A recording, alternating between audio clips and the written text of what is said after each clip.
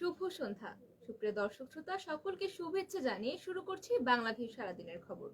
Studio থেকে এই মুহূর্তে আপনাদের সাথে সরাসরি যুক্ত হয়েছি আমি শ্রাবণী তালুকদার। জানিয়ে দেওয়ার চেষ্টা করব সারাদিনের কিছু নির্বাচিত সংবাদ। আজ রবিবার 22 কার্তিক 1429 বঙ্গাব্দ 6 নভেম্বর 2022 খ্রিস্টাব্দ। প্রথমেই জানিয়ে দেব আমাদের হাতে থাকা নির্বাচিত কিছু সংবাদের শিরোনাম। সিলেটে এইচএসসি পরীক্ষায় প্রথম দিন অনুপস্থিত 968 এবং কারাগারে বসে পরীক্ষা দিচ্ছেন যে হত্যা মামলার আসামি। সিলেটে 20 নভেম্বর বিএনপির গণসমাবেশ হচ্ছে না। ঘরের মধ্যে স্বামী স্ত্রীর লাশ, কাঁদছিল 2.5 বছর বয়সী শিশু। এবং ফুল আউটের শিকার হয়েছেন সাকিব, যন্ত্রণা বঞ্চনা নিয়ে বাংলাদেশের বিশ্বকাপ থেকে বিদায়। এতক্ষণ শুনছিলেন আমাদের হাতে থাকা নির্বাচিত কিছু সংবাদের শিরোনাম।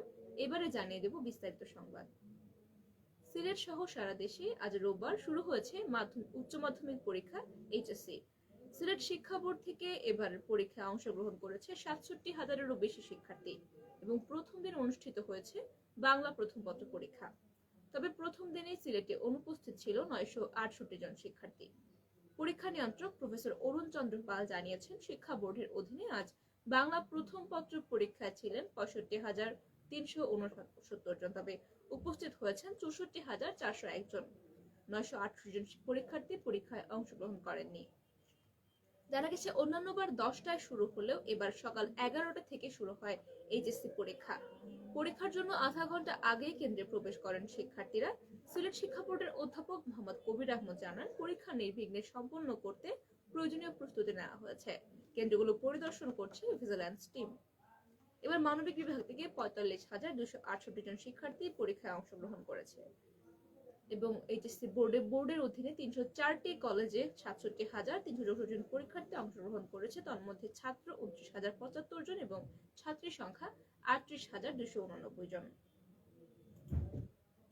এদিকে সিলেট কেন্দ্রীয় কারাগারে থাকা এক হাজতি এবারের উচ্চ মাধ্যমিক ও সমমানের পরীক্ষায় অংশগ্রহণ করেছেন। তার নাম জুনায়েদ আহমদ। মাদ্রাসা শিক্ষা বোর্ড থেকে আলিম পরীক্ষায় অংশ নিচ্ছেন তিনি। বিষয়টি নিশ্চিত করেছেন সিলেটের কেন্দ্রীয় কারাগারের সিনিয়র জেল সুপার মোহাম্মদ মঞ্জুর হোসেন। তিনি জানিয়েছেন, জুনায়েদ আহমদ হবিগঞ্জের শানমিয়ার ছেলে। একটি বিচারাধীন হত্যা মামলায় কারান্তরীণ আছেন তিনি। এইচএসসি পরীক্ষা দেওয়ার সুবিধার্থে 3-4 দিন আগে হবিগঞ্জ কারাগার থেকে জুনায়েদকে সিলেট কারাগারে প্রেরণ করা হয়। মঞ্জুর হোসেন আরো জানান, কারাগার বোর্ডের নিয়োগকৃত একজন শিক্ষকের তত্ত্বাবধানে পরীক্ষা দিচ্ছেন জুনায়েদ। চলে যাব পরবর্তী সংবাদে। বিভিন্ন দাবিতে সারা দেশে বিভাগীয় শহরে গণসমাবেশ করছে বিএনপি। আগামী 20 নভেম্বর সিলেট দলটির গণসমাবেশের তারিখ নির্ধারণ করা হয়েছিল, তবে ওই তারিখে গণসমাবেশ হবে না। এই গণসমাবেশ বিএনপি করছে আগের দিন অর্থাৎ 19 নভেম্বর। মূলত এইচএসসি পরীক্ষাকে কেন্দ্র করে সিলেট মহানগর পুলিশের জারিকৃত একটি গণবিজ্ঞপ্তির কারণে তারিখ বদলাতে বাধ্য হয়েছে বিএনপি।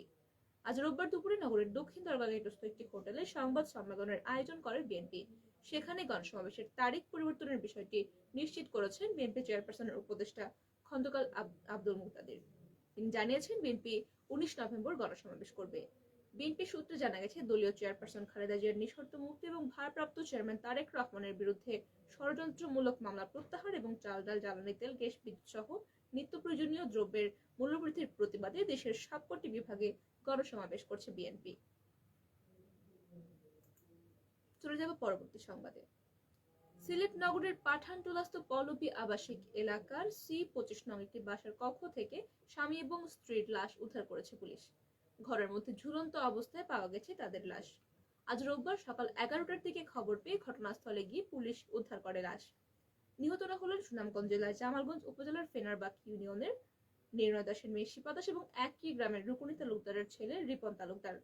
তারা পল্লবী আবাসিক এলাকার একটি বাসায় ভাড়াটিয়া হিসেবে থাকতেন। এই দম্পতির 2 বছর বয়সী একটি শিশু সন্তানও রয়েছে। রিপন একটি বিস্কুট কোম্পানিতে সেলসম্যান হিসেবে কর্মরত ছিলেন। এই দম্পতি ওই বাসায় প্রায় 7 মাস ধরে বসবাস করছিলেন। প্রতিবেশী এবং পুলিশ সূত্রে জানা যায়, 9টার দিকে শিশুর কান্না শুনতে পেয়ে প্রতিবেশীরা বাইরে থেকে ডাকাডাকি করেও কোনো সাড়া পাননি। পরে পুলিশকে খবর দিলে পুলিশ এসে দরজা ভেঙে লাশ উদ্ধার করে। ওই ঘর থেকে একটি চিরকুটও উদ্ধার করা হয়েছে এবং এই চিরকুট ঘিরেই তৈরি হয়েছে চাঞ্চল্যকর রহস্য।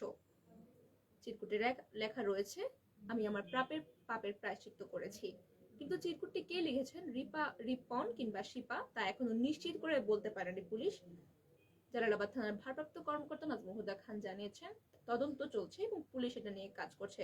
তবে প্রাথমিকভাবে জানা গেছে পারিবারিক কলহের কারণেই তাদের আত্মহত্যা করেছেন বলে নিশ্চিত হয়েছে পুলিশ। এবার জানিয়ে দেব আমাদের হাতে থাকা সর্বশেষ সংবাদ। ভারতের বিপক্ষে ছোট হারের ম্যাচে একাধিক সিদ্ধান্ত বাংলাদেশের বিপক্ষে গেছে বলে অভিযোগ উঠেছে এবং ভেজা মাঠে খেলতে বাধ্য করা হয়েছে। কোহলির ফেক ফিল্ডিং থেকে জরিমানা বাবদ 5 রান পায়নি বাংলাদেশ। এবার পাকিস্তানের বিপক্ষে বাংলাদেশের বাঁচামরা লড়াইয়ে বিতর্কিত আউটের শিকার হয়েছেন সাকিব আল হাসান। পাকিস্তান লেগ স্পিনার সাদাব খানের করা ব্যক্তিগত তৃতীয় ওভারের চতুর্থ বলে ক্যাচ দিয়ে ফিরে যান সৌম্য সরকার। পরে লেগ বিফোর দেওয়া হয় সাকিবকে। আত্মবিশ্বাসের সঙ্গে রিভিউ নেন বাঁহাতি এই স্পিনার। রিভিউতে পরিষ্কার দেখা যায় বল সাকিবের ব্যাটে লেগেছে, হটস্পটও তেমন আসেনি। যদিও ব্যাট মাটিতে লেগেছে নাকি বলে এমন সন্দেহ প্রকাশ করে উইকেট হিটিং থার্ড আম্পায়ার আউটের সিদ্ধান্ত চূড়ান্ত ঘোষণা করেন। তবে সিদ্ধান্তের নাখোশ হন সাকিব। মাঠে থাকা আম্পায়ারের কাছে জানতে চান কেন তিনি আউট। আম্পায়ারের সিদ্ধান্তকে চূড়ান্ত ধরে সাকিবকে মাঠ ছাড়ার অনুরোধ করেন মাঠে থাকা অন্য দুই আম্পায়ার। গুরুত্বপূর্ণ সময় সাকিবের বিতর্কিত আউট বাংলাদেশের দলের জন্যই বড় ধাক্কা হয়ে এলো। সুপ্রিয় দর্শক শ্রোতা, আপনারা এতক্ষণ দেখছিলেন বাংলাভিউ সারাদিনের খবর। সঙ্গে থাকার জন্য সকলকে অসংখ্য ধন্যবাদ।